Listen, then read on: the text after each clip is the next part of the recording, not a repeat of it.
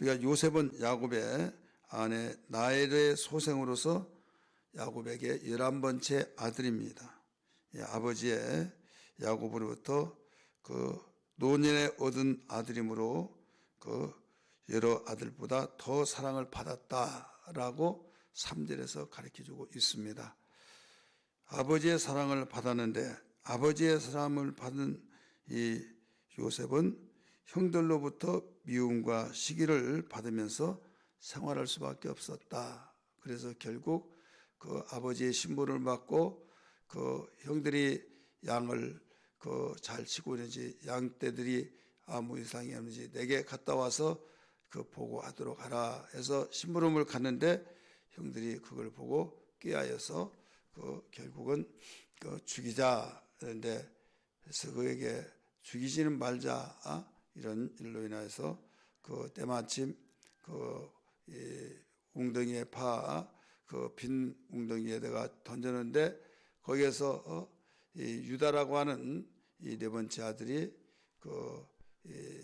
우리가 절대 죽여서는 안 된다 하면서 이것이 뭐가 유익하겠느냐 하면서 저 미디안 상인이 오는데 거기에 우리 팔자 이렇게 했습니다.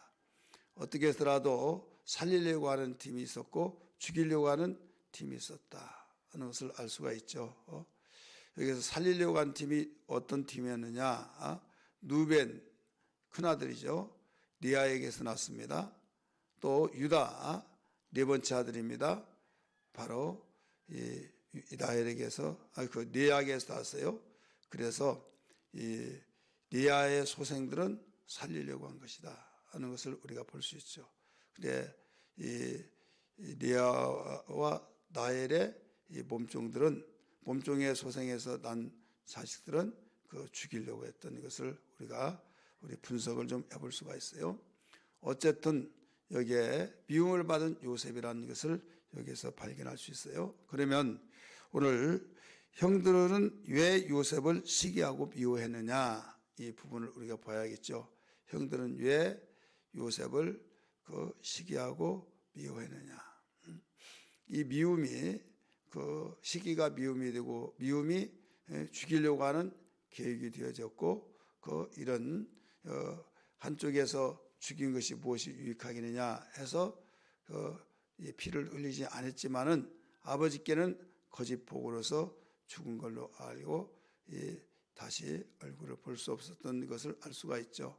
그렇다면 형들이 요셉을 시기하고 미워했느냐? 크게 두 가지로 말씀을 우리 발견할 수 있어요. 첫째는 아버지의 사랑을 더 받았기 때문이다. 아버지의 사랑을 더 받았기 때문에 그 시기와 미움이 그에게 주어졌다는 것을 4절에서 발견할 수 있습니다. 우리 4절 한번 같이 읽을까요? 같이 읽습니다. 4절 시작. 그의 형들이 아버지가 형들보다 그를 더 사랑함을 보고 그를 미워하여 이런 말씀이 나오죠. 그에게 편안하게 말할 수 없었더라. 형들이 아버지가 형들보다 그를 더 사랑함을 보고 그를 미워하여. 왜 미워했어요? 형들보다 그 요셉을 더 사랑했기 때문에. 누가? 아버지가. 우리도 아버지 자식인데 왜 아버지가 그 요셉만 그렇게 더 사랑하냐 이거죠. 아들들을 사랑한 것이 아니에요. 다 사랑했는데 요셉을 더 사랑했다. 왜 더 사랑했을까요? 성경은 거기에서 가르쳐 줬어요. 3절에서 노년에 얻은 아들이므로 분명히 이유를 밝혔습니다. 3절 보십시오. 요셉은 노년에 얻은 아들이므로 여기 이스라엘은 여러 아들보다 이거 야곱을 말하고 있어요. 여러 아들들보다 그를 더 사랑함으로 더 사랑했던 증거들이 뭐냐? 요셉을 위해서 채색옷을 지어줬다. 채색옷은 기동자들만 또 부유하고 최고의 사랑스럽고 사랑스럽더라도 어떤 채색옷을 입힐 형편이 안 되면 안 되겠죠. 그런데 그 야곱은 물질적으로는 풍성했어요. 그래서 그 야곱이 요셉을 노년에 얻은 아들이 여김으로 더 사랑했다. 이렇게 가르쳐주고 있죠. 오늘 우리는 여기에서 현실적인 상황이 그렇다는 것을 오늘 볼 수 있는데, 우리가 영적으로 비춰본다고 한다면 우리는 하나님의 자녀들이죠.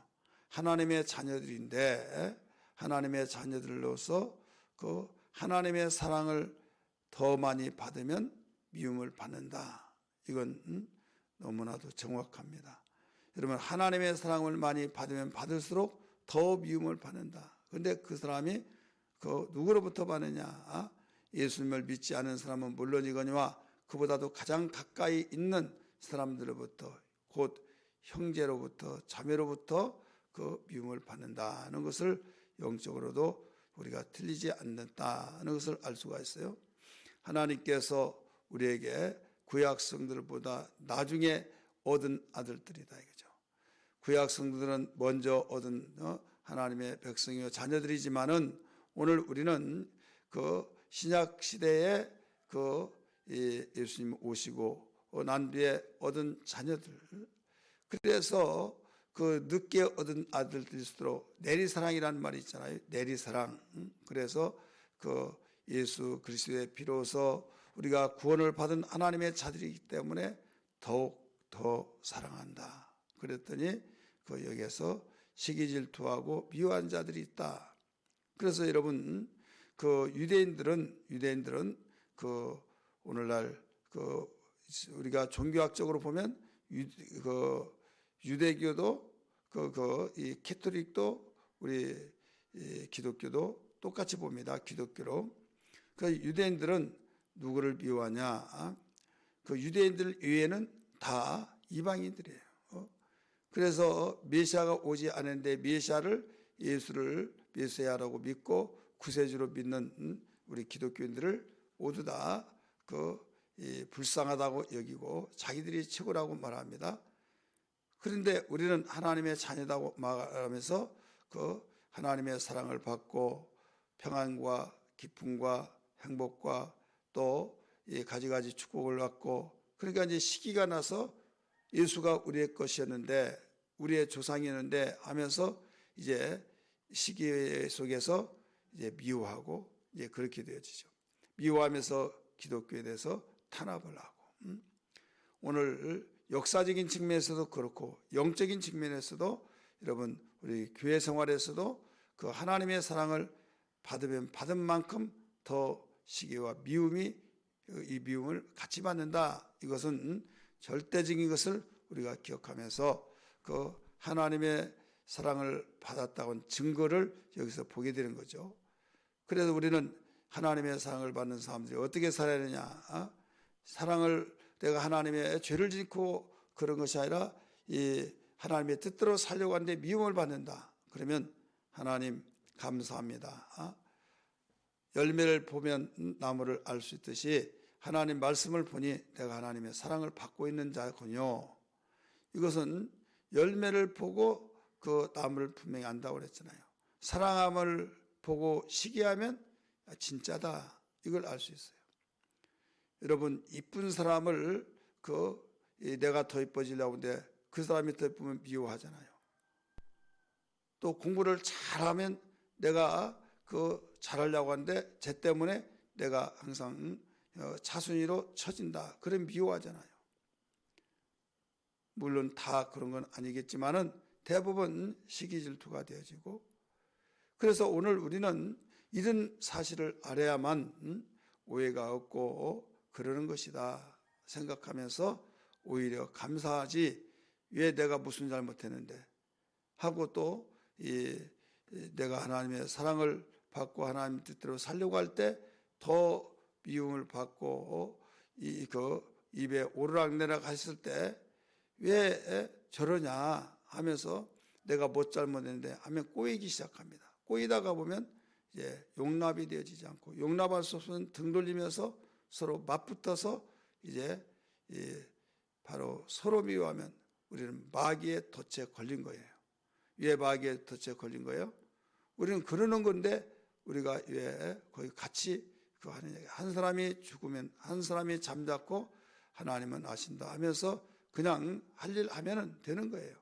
그래서 우리가 이런 사실을 알지 못하면 호세아 4장 6절에서 하신 말씀처럼 내 백성이 지식이 없으므로 망하는도다 라고 하신 말씀처럼 우리는 이 사실을 바로 알아서 덫에 걸리지 않고 내 신앙이 검증받았다고 하는 우리의 확신을 가지고 하나님께 더 감사하면서 이겨야 될 줄 믿습니다. 알지 못해서 그런 것을 알고 긍휼히 여기달라고 더 기도로서 축복해 주면 이것이 하나님이 원하신 바람이라는 것을 기억하시기 바랍니다. 두 번째, 형들은 왜 요셉을 시기하고 미워했느냐? 꿈을 꾸는 자였기 때문에. 꿈을 꿀 때 더 미워했다. 더욱 미워했다고 그랬어요. 이 꿈은 비전을 여기서 가르쳐주고 있는 거예요. 여기에서 5절 말씀 한번 볼까요? 5절 말씀 시작. 요셉이 꿈을 꾸고 자기 형들에게 말하며 그들이 그를 더욱 미워했더라. 왜 미워했어요? 첫째는 아버지가 자기들보다 더 사랑했기 때문에 미워했고, 두 번째는 꿈을 꾸는 자였기 때문에 미워했다. 하루는 형들에게 다 형님들 한번 모여보세요. 내가 꿈을 꿨습니다. 그러면서 밭에서 농사를 짓는데 곡식단인데 내 곡식단을 형님의 곡식단이 둘러서더니 내게 절을 합디다. 또 거기 한층 더해서 또 뭐라고 하면 이렇게 말합니다. 또 며칠 있다가 또 내가 꿈을 꿨습니다. 해와 달과 열한별이 내게 절을 합디다. 그러니까 야 우리와 어머니 아버지가 네게 절한단 말이야? 절하란 말이야? 네 왕이야? 막 하면서 야단을 치면서 굉장히 미워한 자가 더 미움을 받게 된 거죠.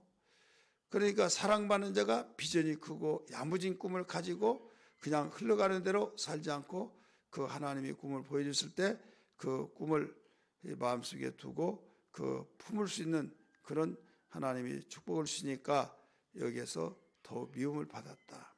여러분, 우리는 그냥 모자란 사람 같이 살면요 신경 쓰지도 않습니다. 거기에 관심 없습니다. 너는 왜 그래 하고 그냥 어떤 비웃고 심지어 못된 사람들은 놀이감으로 장난감으로 여기고 그냥 관심 없다 이거죠.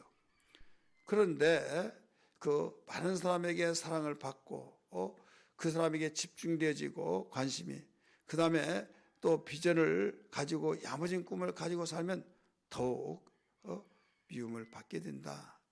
이것이 오늘날 살아가는 현실일 뿐만 아니라 영적 생활도 마찬가지다. 그래서 여기에서 어떻게 살았냐? 미움을 받지 않고 그냥 평범하게 좀 모자란 것 같이 살아야 할 것이냐? 아니면 미움을 받더라도 하나님의 사랑을 더욱 받고 또 미움을 받더라도 비전을 가지고 우리가 분명한 목표를 가지고 우리가 살아가야 되냐? 여러분 스스로 한번 판단해 보랬어요. 하나님은 우리에게 좀 미움을 받더라도 사랑을 받고 미움을 받더라도 꿈을 가지고 살기를 원하고 있다는 걸 알아야 될 줄 믿습니다.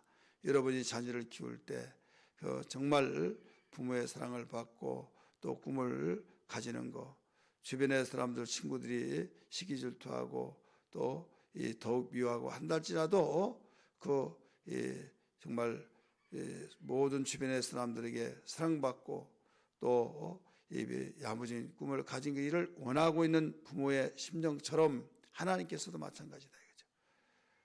그래서 여기에 대해서 우리는 흔들리지 말고 오히려 더 감사히 여기면서 겪는 그런 것에 신경 쓰지 않고 분명한 꿈을 향해서 나갈 때 이겨낼 줄 믿습니다. 이런 신앙 되기 위해서 우리는 기도해야 될 줄 믿습니다.